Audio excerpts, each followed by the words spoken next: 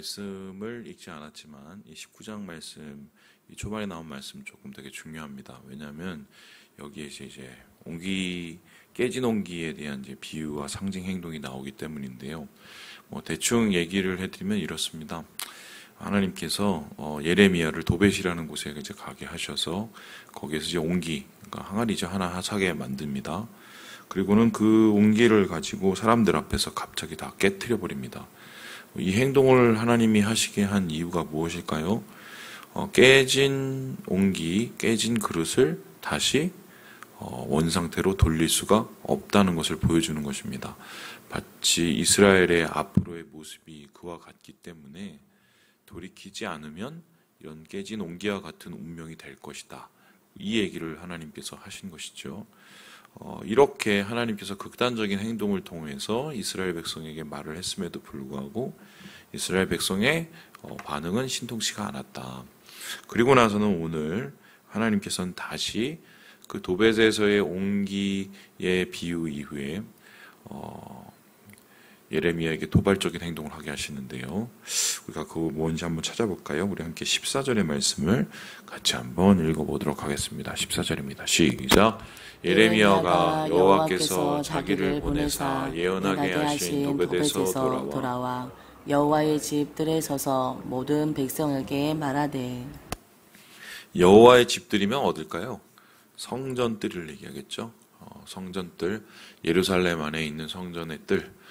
성전은 어떤 곳입니까? 바로 유대의 가장 핵심되는 영적인 중심지이자 그 예루살렘 자체가 아마 유대의 수도였던 것이죠.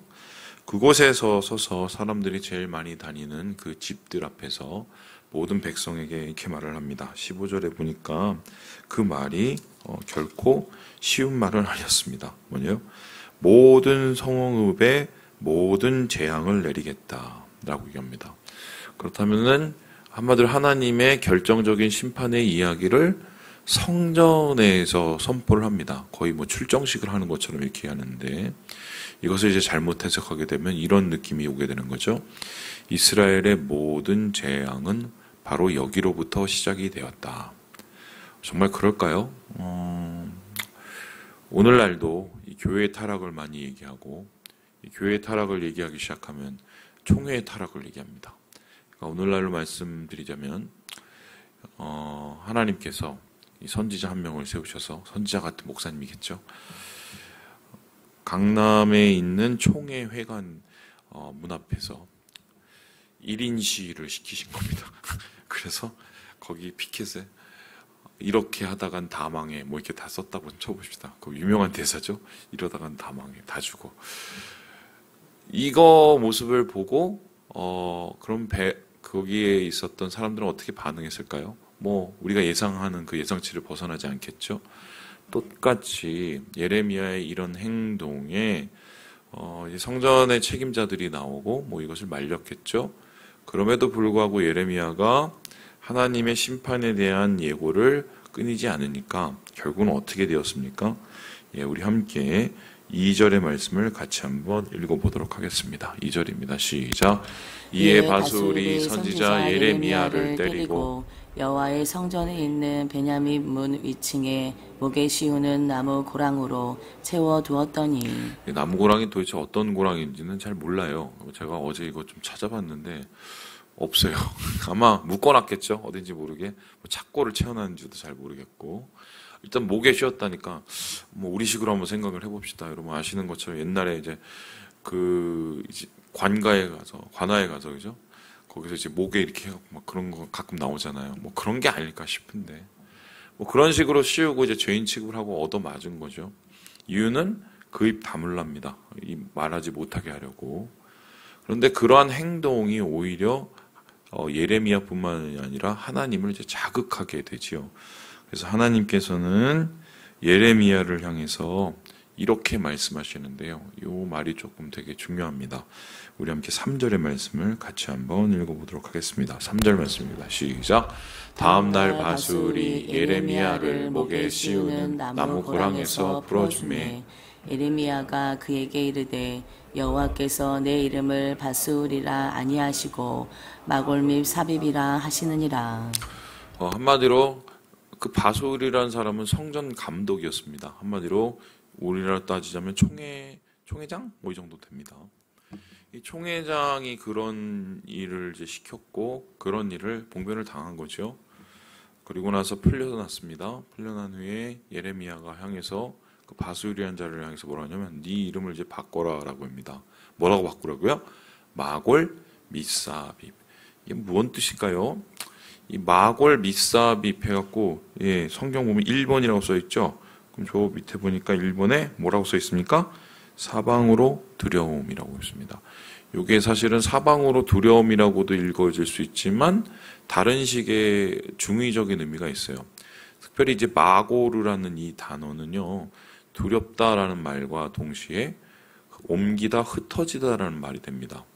그러면은 이 마골 미사빕이라는 이 단어는 사방으로부터 두려움이 몰려온다는 말도 되지만 사방으로 어떻게 해요?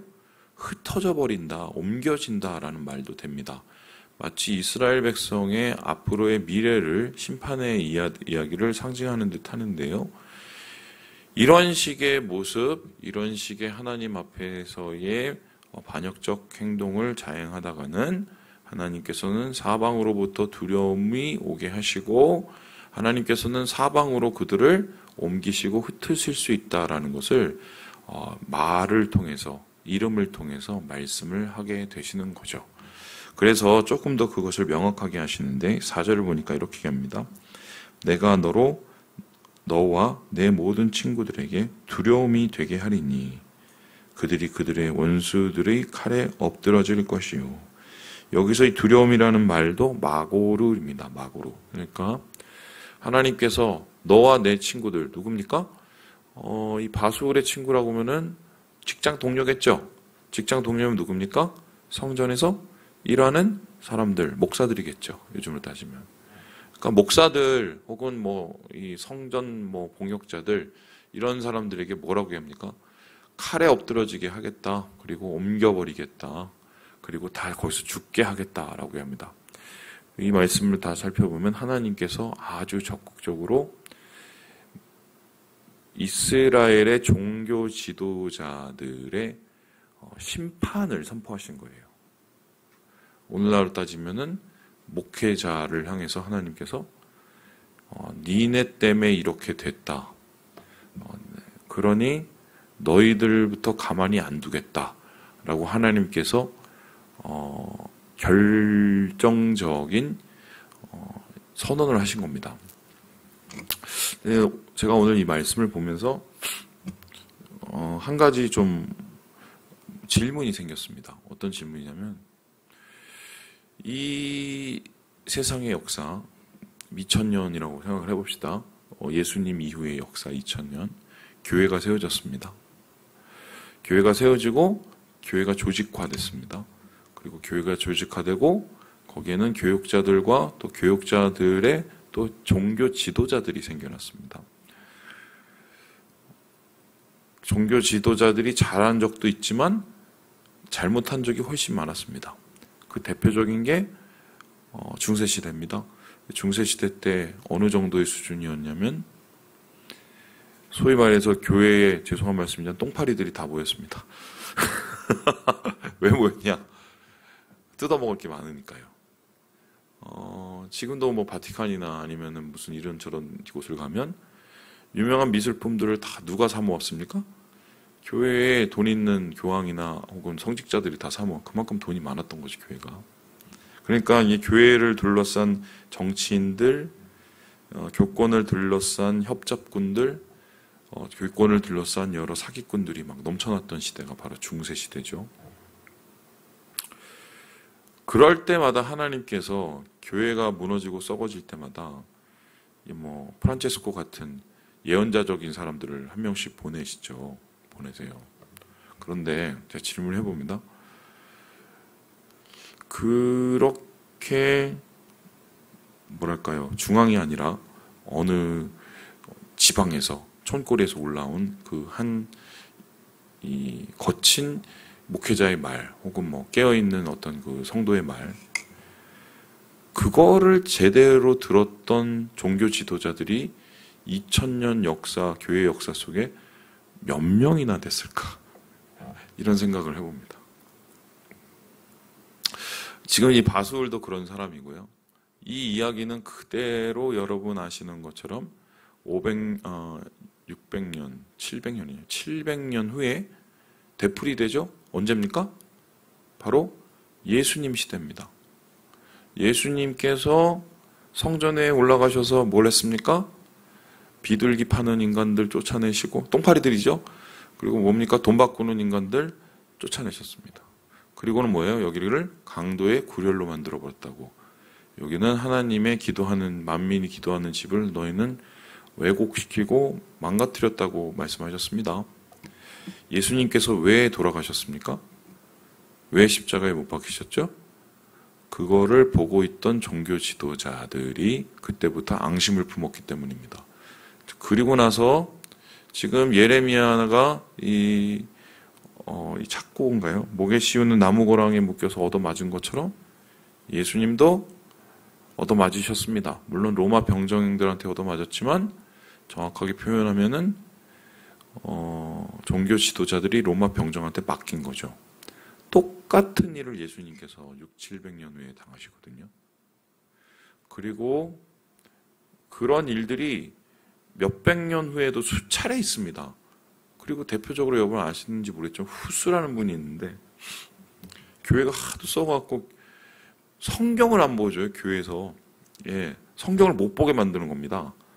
그 이유가 뭐냐면 성경을 보면 큰일 나거든요. 자기들의 그 추악한 행태가 다 드러나거든요. 그러니까 어떻게 해요? 성경을 라틴어에서 다른 말로 번역을 안 시켜요. 우리나라 따지면 한문으로 이렇게 쓰고 한문을 못 읽으면 못 읽게 만들어 놓은 거예요. 그것도 성경을 가까이 할 수 있는 기회도 없고. 그런데 뭐 얀후스나 위클리프나 이런 사람들이 어떻게 해요? 종교 개혁을 위해서 제대로 된 신앙을 가르치고 성경을 막 번역하죠? 어떻게 됐습니까? 화형당하고, 그리고 위클리프 같은 경우는 돌아가시고 나서 시신을 꺼내서 훼손을 당했어요. 그거를 누가 했습니까? 종교 지도자들이 했습니다. 그러니까 이러한 예레미야의 역사는, 이 추악한 역사는 지금도 계속 이어지고 있죠. 저는 그래서 솔직히 이런 말 하면 안 되죠. 별로 진짜 전 제 스타일 아니에요. 전 정말 저분들이 왜 저러시나 예전에 정말 되게 막 분노가 막 올라오고 막 그랬었어요. 개인적으로. 지금도 총회에서 그런 일들이 계속 벌어지고 있죠. 분명히 이 일은 공의롭게 다스려야 되는 일인데 갑자기 그냥 아무 일도 없듯이 그냥 넘어가 버립니다. 알고 봤더니 돈 봉투가 돌고 그리고 전혀 말 같지도 않는 일들이 현실로 일어나고, 알고 봤더니 거기에 또 치졸한 거래들이 있고, 지금 이게 총회에 계속되는 역사예요.